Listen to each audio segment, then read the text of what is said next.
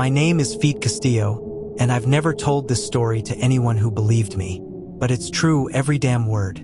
Back in the winter of 2012, I worked the overnight garbage route in Detroit's East Side, where the streetlights flickered like dying candles and the snow always seemed to fall gray. Our crew, Derek, Luis, and me knew every house on the route by smell alone. The Johnsons' diapers, Old Man Rivera's rotting takeout. But then there was 4321 Bleecker Street. From the first pickup, we noticed it. That house didn't smell like trash.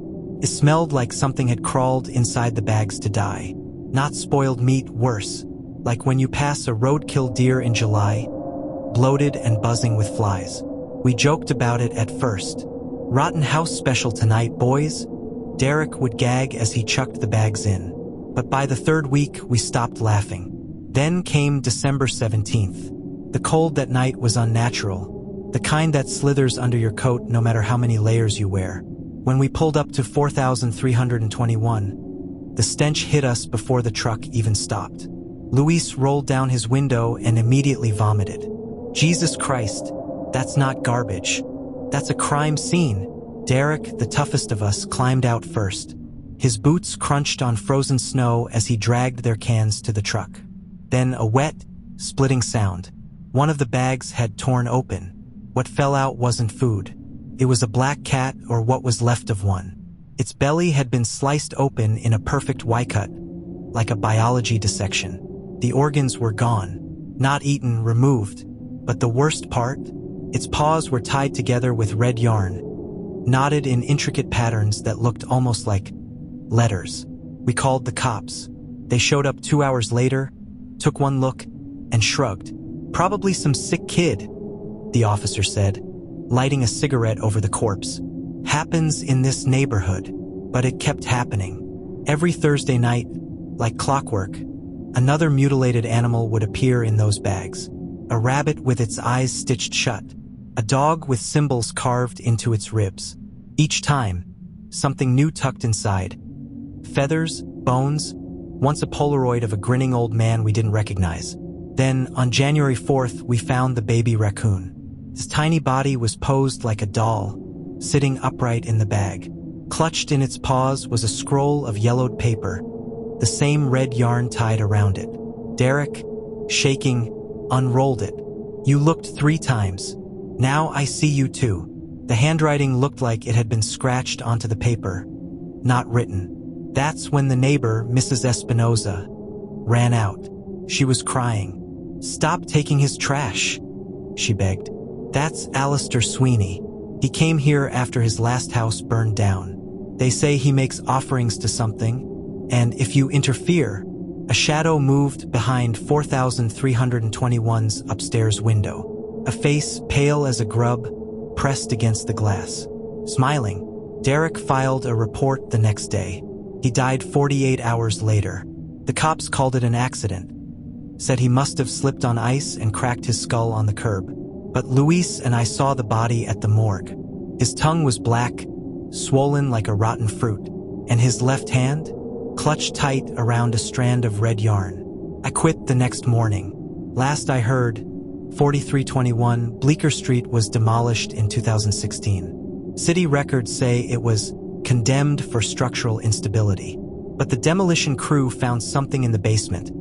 A circle of animal bones, all tied with red yarn, surrounding a single empty chair. And on the wall above it, 3 names scratched into the wood. Derek, Luis, Feed.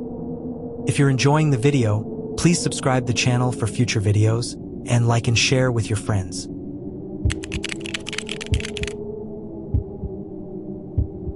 Today I will tell you about the worst and strangest thing that ever happened to me. My name is Marco Hinojosa, and this story begins back in 2014 when I was 26 years old, struggling to make ends meet in Mexico City. At the time, I was working as a garbage collector, riding on the back of those big green sanitation trucks that rumble through the streets before dawn. It wasn't glamorous work, but after losing my job as a cook's assistant, I was grateful to have any income at all. My wife Lucia was pregnant with our first child, and the pressure to provide for our growing family weighed on me every single day. The night everything changed started like any other shift. My partner Luis and I began our route at midnight, moving through the quiet neighborhoods as most of the city slept. We knew our route by heart after months of doing the same streets, which houses put their trash out late, which alleys were too narrow for the truck to enter. Around 3 a.m., we reached an upscale apartment complex in Colonia, Roma. This was always one of our easier stops. The residents used proper trash bins, and everything was neatly bagged. That's when I noticed the black garbage bag sitting slightly apart from the others. It was heavier than normal when I lifted it, and something about the weight distribution felt odd. As I went to toss it into the compactor, the bag tore open, spilling its contents across the truck's loading area. What I saw made my heart stop. Not food scraps or household waste, but bundles of 500 peso bills, neatly stacked and bound with rubber bands. I must have stood there frozen for a full minute before my brain caught up with what I was seeing. Luis was occupied at the other side of the truck, so without really thinking, I quickly gathered up the spilled money and shoved it deeper into the bag. My hands were shaking as I tucked it into a corner of the truck where Luis wouldn't see it. The rest of our shift passed in a blur, my mind racing with possibilities. What was that much money doing in the trash? Who throws away a fortune like that? Part of me knew this had to be dirty money, but another part, the part that had been counting every peso since Lucia got pregnant, didn't care. When I got home that morning, I woke Lucia immediately. We spread the money across our tiny kitchen table, counting it 3 times to be sure. Over 400,000 pesos, more money than I'd ever held in my life. Lucia started crying, and soon I was too. This was the answer to all our problems: medical bills for the pregnancy, a proper crib and baby clothes, maybe even enough left over for Lucia to start the small catering business she'd always dreamed of. We stayed up until noon making plans, too excited to sleep. Lucia, always the practical one, convinced me to keep working my garbage route for a few more weeks. If we suddenly quit and start spending, she reasoned, people will ask questions. So the next night, I went back to work as if nothing had happened. But when I returned home, I found Lucia sitting on our front step, her face pale and her hands trembling. "Marco," she said, her voice barely above a whisper, "something is in our house." What followed were the most terrifying weeks of our lives. It started with small things, footsteps in the hallway when no one else was home, the sound of dishes moving in our empty kitchen. Then more disturbing occurrences, doors opening and closing by themselves, the smell of something rotting that we could never locate. One night, Lucia woke up screaming because she felt bony fingers running through her hair, only to turn and see an emaciated old woman standing beside our bed, her sunken eyes fixed on Lucia's pregnant belly. When I turned on the lights, the figure vanished. We fled to Lucia's mother's house, but the hauntings followed us. Her mother, a no-nonsense woman who didn't believe in ghosts, became a believer when she felt an invisible presence breathing down her neck while washing dishes. Objects moved on their own. The temperature would drop suddenly in certain rooms. We tried everything: priests, blessings, even moving to a cheap hotel for a week. Nothing helped. The breaking point came 2 weeks later when I was back at that same apartment complex. A gaunt, hollow-eyed man in his 40s approached me as I emptied the bins. He looked like he hadn't slept in weeks, his clothes hanging off his skeletal frame. "You took the money," he stated flatly, his voice raspy. "I threw it away because it was cursed. I made an arrangement to get it, but the price was too high." Before I could respond, Luis called me back to the truck, and when I looked back, the man was gone. That night, I made the hardest decision of my life. Without telling Lucia, I gathered every last peso we hadn't spent and burned it in her mother's backyard. As the flames consumed our fortune, I swear I heard a faint, angry whispering in the wind. The hauntings stopped that same night. We lost everything: the money, our apartment when I couldn't make rent, all the plans we'd made.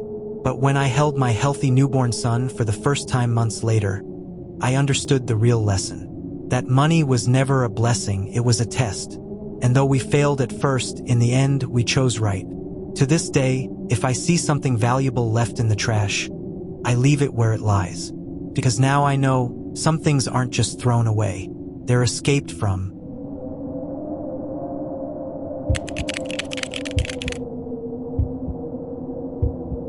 I want to share my experience anonymously since I just want to vent and try to forget it for my mental health. I'm a 40-year-old man, and I currently have a good job. I'm in a good place in my life, but things weren't always this way. When I was 32, I fell into some bad habits, and my life was in shambles. I had a house and a partner who, despite everything, always supported me. It was because of her that I decided to turn my life around. It was a long process, but I managed to do it. However, because of my criminal record, no one wanted to give me a job. So we lived very humbly, relying on my partner's income and my efforts to find odd jobs. To make ends meet, I spent my time looking for valuable items in the garbage dumpsters in the well-off areas of my city. Many times, wealthy people threw away things that were still in good condition. My wife and I would sell these items outside our house. One of those times, while I was going through those garbage containers, I came across an almost new wheelchair. The wheels fit perfectly, and it was completely functional. I didn't understand why they had thrown it away.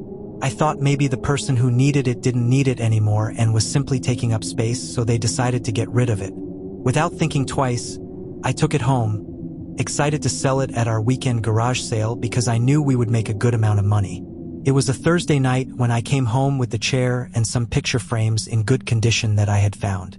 I left the chair in the living room along with the other things we had gathered to sell, and we went to sleep. My partner worked in a factory and had to get up at 4 in the morning every day. At 4 in the morning, she got up and went to take a shower. Meanwhile, I continued sleeping. I always said goodbye to her when she left, so I didn't want to fall into a deep sleep. Even then, I heard her yell from outside the room that she was leaving, which seemed strange to me because she always came into the room to change and say goodbye with a kiss. But I thought she had already taken her clothes and was just in a hurry. So, I yelled back to wish her well and that we would see each other in the afternoon. A few minutes passed, and my partner came into the room, still wrapped in a towel. She was just about to change and came in somewhat confused, asking me if I had brought the wheelchair out of the room and why. I swear I jumped out of bed, startled and scared, because she wasn't even ready to leave yet, and I had clearly heard her saying goodbye to me. I asked her why she had said goodbye to me if she wasn't even ready yet. She looked at me with a surprised face and asked what I was talking about. She said she had never told me anything and that she had been taking a shower all that time. She told me maybe I had dreamed it, and then she asked me again about the chair. I replied that I didn't know what she was talking about. I hadn't even gotten out of bed. She saw me scared and said in a low voice, "The wheelchair is here outside the room. How did it get here?" I left the room, and indeed there was the chair almost stuck to the door of our room. I was already very scared because of what had happened before, that someone had spoken to me with the same voice as my wife. I took the chair and moved it back to the living room. My wife changed quickly and had to leave because it was very late, and we didn't have time to talk about what had just happened. I was left alone in the house. It was still early morning, still dark and silent. I was a little scared but tried to go back to sleep because I wanted to go out at 8 in the morning to look for work again. But while I was trying to sleep, I heard a squeaking sound, like wheels getting closer and closer until they hit the door of my room, slamming on the door. I immediately jumped out of bed. I can't explain the horrible fear I felt. Even my legs were shaking. I turned on the light but didn't want to go out or open the door. I was so scared. Suddenly, I heard the chair hit the door of my room again, as if someone was moving it back and forth to hit my door. It was extremely disturbing. I continued standing on one side of my bed, just looking towards the door, completely paralyzed with fear, not knowing what to do. But the worst was when I heard the voice of my partner saying, "Open the door, honey." The fear was so much that I decided to climb out the window and into the street, in my pajamas and barefoot. I ran until I reached the sidewalk, and there I called my wife from my phone, asking her if she was okay because I was very afraid that something would happen to her. For some reason, she answered me scared, asking what was wrong with me, that she was fine, and she was just arriving at the factory. She had to hang up on me or they were going to fine her for being late. I didn't want to tell her anything so as not to scare her more. I told her that I just wanted to know if she had arrived safely and hung up. I waited outside until dawn, when I gathered my courage and went back into the house. With daylight and people passing by in the street, it felt like a much safer and less terrifying environment. I opened the door to my room, and there was the chair, facing my door. The first thing I did was pick it up and take it out of my house. It was like taking a great weight off my shoulders. Everything went back to normal, and we never experienced anything like that again. I can't tell you what that chair had or who its owner was or what story it had. The truth is, I completely ignore it. But what I do know is that there was something evil in it. For some reason, they got rid of it. Maybe its owner was someone very bad who did dark practices. I don't know, but from that day on, my partner forbade me from picking up more things from the trash, and I never did it again.